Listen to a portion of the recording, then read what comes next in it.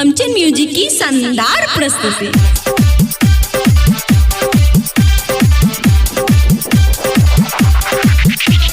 खुशी recording studio बलवा, खुशी recording studio बलवा, खुशी recording studio बलवा।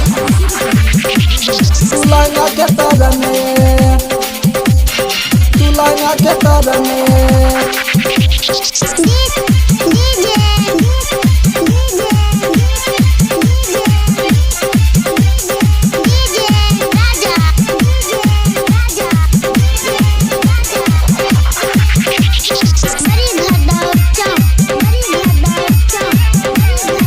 खुशी रिकॉर्डिंग स्टूडियो बलवा। राजा हो ढेर दिन नहल तू नहर में, राजा हो ढेर दिन, राजा हो ढेर दिन नहल तू नहर में। मजा नहीं मिली तो के पोखरा इनार में, एतने मन बाकी आगा घर में। आके डुबकी लगाला तू लहंगा के तर में, आके डुबकी लगाला तू लहंगा के तर में, लहंगा के तर में।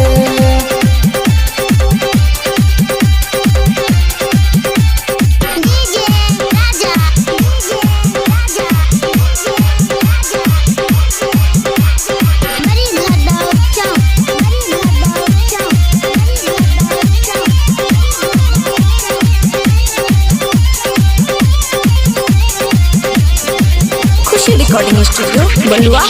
मिली नहीं मजा राजा टूटी चपकल में, हमारा जवानिया के जवा मजा फल में। लहे लहे कुदा राजा,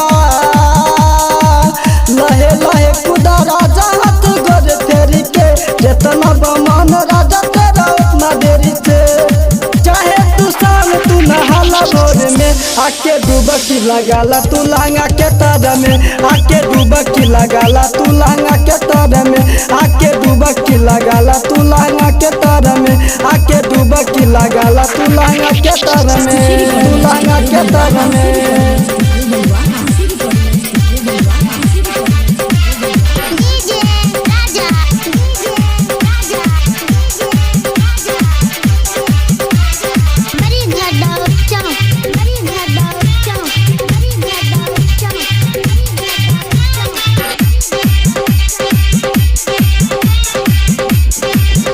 रिकॉर्डिंग स्टूडियो बलवा।